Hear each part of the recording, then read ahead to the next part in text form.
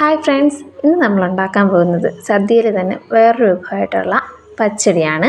വെള്ളരിക്ക കൊണ്ടാണ് നമ്മളിന്ന് പച്ചടി ഉണ്ടാക്കാൻ പോകുന്നത്.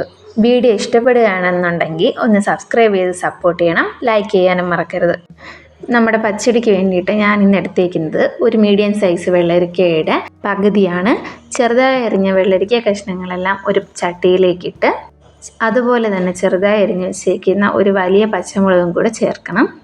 ഇനി ഇതിലേക്ക് ആവശ്യമായിട്ടുള്ള 1 ടീസ്പൂൺ ഉപ്പ് ചേർത്ത് 1/4 കപ്പ് വെള്ളം കൂടി നമ്മളിതിലേക്ക് ചേർത്തതിന് ശേഷം അടച്ച് വെച്ച് നന്നായിട്ട് വേവിക്കണം.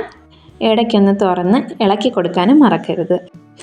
നമ്മുടെ പച്ചടിയുടെ അരപ്പിന് വേണ്ടിയിട്ട് ഒരു മിക്സിയുടെ ജാറിലേക്ക് 1/2 കപ്പ് അളവിൽ തേങ്ങയും 1/2 ടീസ്പൂൺ ജീരകവും ഒരു ചെറിയ വെളുത്തുള്ളിയും ചേർത്ത് ആവശ്യത്തിന് വെള്ളവും കൂടി ചേർത്തതിന് ശേഷം ഒട്ടും തരിയില്ലാതെ നല്ല മഷിയായിട്ട് തന്നെ നമ്മൾ ഈ അരപ്പ് അരച്ചെടുക്കാൻ ശ്രദ്ധിക്കണം.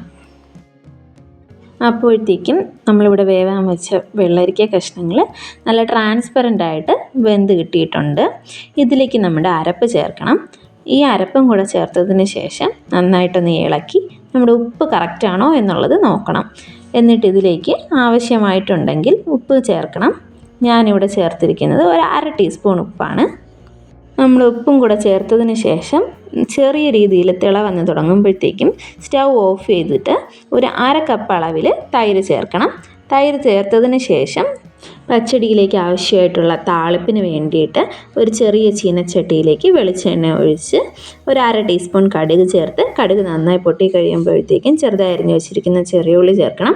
വറ്റൽമുളകും കറിവേപ്പിലയും കൂടി ചേർത്ത് നന്നായിട്ടൊന്ന് മൂത്ത് വരുമ്പോഴത്തേക്കും നമ്മുടെ പച്ചടിയിലേക്ക് ഇത് ചേർക്കണം. നല്ല ടേസ്റ്റി ആയിട്ടുള്ള പച്ചടി ഇവിടെ റെഡി ആയിട്ടുണ്ട്. നിങ്ങളെല്ലാവരും ഒന്ന് ട്രൈ ചെയ്ത് നോക്കിയിട്ട് അഭിപ്രായം കമൻറ്റ് ചെയ്യണം. അടുത്ത മറ്റൊരു റെസിപ്പിയായിട്ട് വരുന്നതായിരിക്കും. Thank you.